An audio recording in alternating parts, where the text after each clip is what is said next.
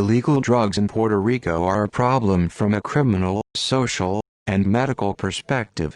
Located in the Caribbean, Puerto Rico has become a major transshipment point for drugs into the United States. Violent and property crimes have increased due in part to dealers trying to keep their drug business afloat, using guns and violence to protect themselves, their turfs, and drug habits. Crimes related to drugs are not the only crimes that have plagued the island. Police and political corruption have also been problematic, as have gangs, which further contribute to the drug problem and associated crime in Puerto Rico. Chronology: 1970–2008. The government of Puerto Rico has struggled to combat illegal drug use and the resulting crime since the mid-1970s. Their efforts have been referred to as a war on drugs.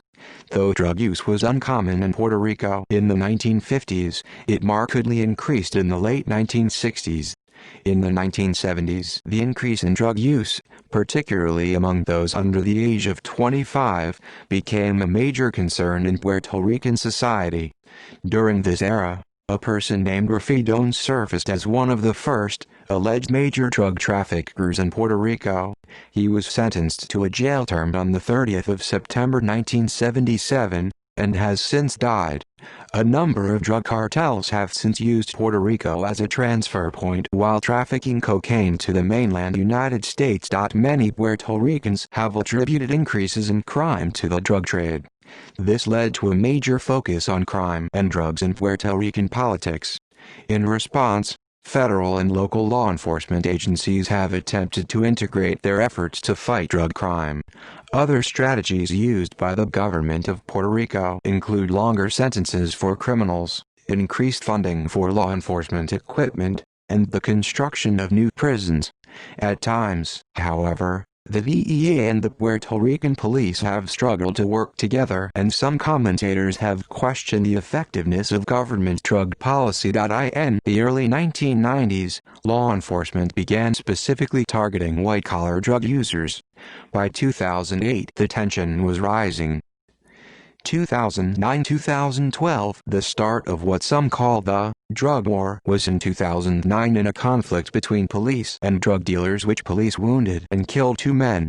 This occurred in Naranjito, Puerto Rico, the place where the drug dealers distributed their drugs to many places in Puerto Rico. In the house they found AK-47, M9 pistols and the drugs.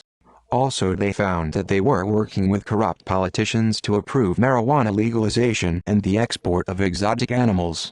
In 2010, police captured 16 drug dealer clans that had the same information, and they worked together to defeat opposing dealers. They also started to clean house in 2010, when they killed about 44 men attached to some drug dealers or those that were compromising the dealer. In 2011, the death toll was 1,266. At one point, due to many big drug arrests, different gangs went into war with each other for the control of drugs in the island. In 2011, it was discovered that many of the killings were to cover up some corrupt politicians. In 2012, around 1,000 murders were reported. Also in Bayamon, a major city of Puerto Rico, many drug cartels started to defend their dealers by getting snipers and attackers on rooftops. Sicarios would be put on the rooftops to defend their drug turf in different housing projects due to wars against rival gangs that would try to take over the drug turf. Police captured a sniper in late 2011. The sniper had a Dragunov caliber sniper rifle and was arrested with 5 other drug dealers. In early 2012, 2 assassinations occurred in Humacao involving the cartel. Drug trafficking. As early as 1978, Puerto Rico had already become a transshipment point for illegal drugs that are smuggled from source countries like Colombia, Venezuela, and Peru into the U.S. mainland. Most of it is transported to and through the island from drug trafficking organizations in the Dominican Republic and Colombia, and criminal organizations in Puerto Rico.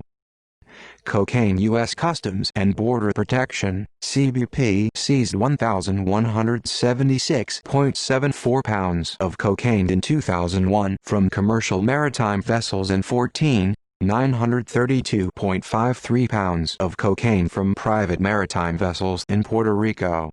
Go-fast boats are the most favorable, as they are fast and stealthy, and have been used to intercept drug shipments that have been dropped off into the open water from other larger ships or airdropped from aircraft. In June 2012, 36 people were arrested in Puerto Rico and the U.S. mainland for smuggling 61,000 pounds of cocaine into the U.S. through Puerto Rico's Luis Muñoz Marin International Airport aboard flights operated by American Airlines. The smuggling had been taking place since 1999. In 1996, a group of researchers from Puerto Rico's Mental Health and Anti-Addiction Services Administration published the results of a study involving 849 out-of-treatment drug users in the San Juan area. Their study found that 36.5% of the drug users in the study were crack cocaine users only, 42.4% were drug injectors only, and 21.1% were both drug injectors and crack users. Heroin. In 2001, U.S. Customs and Border Protection in Puerto Rico seized 56 kilograms of heroin from commercial aircraft at airports and 28 kilograms of heroin from commercial maritime vessels in Puerto Rico. That same year, government officials arrested 7 individuals in Puerto Rico for swallowing between 36 and 98 condoms full of heroin when they arrived from Aruba on a cruise ship. In June 2002, drug detecting dogs detected and CBP seized 24 kilograms of heroin in a cargo storage area on a pier in San Juan. That same year, federal law enforcement officials in San Juan seized 1.4 kilograms of heroin from a passenger arriving from Aruba on a cruise ship. Marijuana. In 2001, CBP confiscated 205 kilos of marijuana at airports throughout Puerto Rico. In 2002, a resident of San Juan was arrested at the airport when government officials found 12.7 kilograms of marijuana hidden in his luggage. Police corruption. In 2008, 4 police officers in Puerto Rico were arrested by the Federal Bureau of Investigation (FBI), including the lieutenant with 33 years on the force, for extortion and distribution of cocaine and heroin. In 2007, 9 police officers and their lieutenant were arrested for planting drug evidence, including cocaine, heroin, and crack, on people living in the city's low-income housing projects, prompting Puerto Rico's Attorney General's office to review previous cases, making sure no innocent people were put in prison. Between 2003 and 2007, 100 officers had been under investigation and 75 others convicted under federal court for police corruption. In 2001, one of the biggest police corruption busts in U.S. history took place in Puerto Rico, when 28 state police officers in Puerto Rico were arrested for drug running charges. The year-long undercover operation was initiated by the FBI, after authorities got a tip about the police possibly being involved in drug dealing, and protecting cocaine dealers and shipments and movement throughout the island. Between 1993 and 2000, 1,000 police officers in Puerto Rico lost their jobs from the department due to criminal charges. Police corruption in Puerto Rico stems from the fact that police officers make small wages and are so close to the cocaine trafficking. Operation Guard Shack was a 2-year FBI investigation into law enforcement corruption in Puerto Rico. The operation came to a conclusion on the 6th of October 2010 with a series of pre-dawn raids that led to over 130 arrests of members of the Puerto Rico Police Department, various municipal departments, and the Puerto Rico Corrections Department. The operation began at 3 a.m., when 65 tactical teams, including FBI SWAT and the Hostage Rescue Team, HRT, fanned out across the island in a series of sneak attack arrests. On hand were a range of bureau personnel, crisis negotiators, evidence response team members, canines and their handlers, and 80 medical personnel from first responders and nurses to a trauma surgeon and a veterinarian. The central thread of the corruption was law enforcement officers providing protection and other services to drug traffickers. Over 1,000 agents of the FBI conducted the raids. Many of them were flown in secretly, The agency characterized the action as likely the largest police corruption case in the FBI's history. Gangs. It is cheap and easy to buy and deal to the public in housing projects in Puerto Rico, leading to the second highest homicide rates in the United States or its territories. New gangs like La ONU and Grompo NU are also prominent in Puerto Rico. They have been known to be involved in the selling of cocaine, heroin, and marijuana in Puerto Rico. Crime reduction. The Puerto Rican government has implemented a series of law enforcement operations in relation to the federal war on drugs in order to minimize drug-related crimes and trafficking on the island. In 1985, the government started Operation Greenback, an investigation by the FBI, Internal Revenue Service (IRS), the Department of Justice (DOJ), and the Drug Enforcement Administration (DEA), into the inconsistencies between the drastic increase of cash flow into the Puerto Rican economy and the double-digit unemployment rate and bad economy in the 70s and early 1980s. The operation uncovered money laundering schemes from within financial institutions and from the sale of illegal lottery tickets.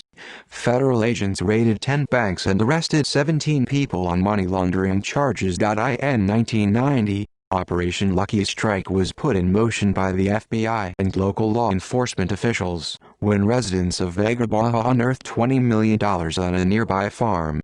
They tried to stop the circulation of the illegal money and mobilized to arrest the individuals connected to the money. See also: Puerto Rican People Organization de Narcotraficantes Unidos, La ONU, Edsel Torres Gomez Cayui Massacre, West Solano, Alexis Candelario Santana 2009, Sabana Seca Massacre, Alex Trujillo Papo Cachit Regional.